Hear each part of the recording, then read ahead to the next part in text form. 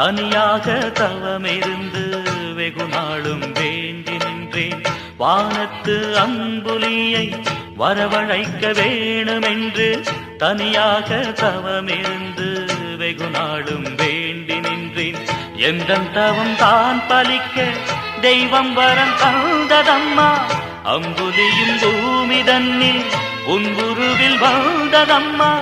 வீதி வழி போனால் வெள்ளதம்,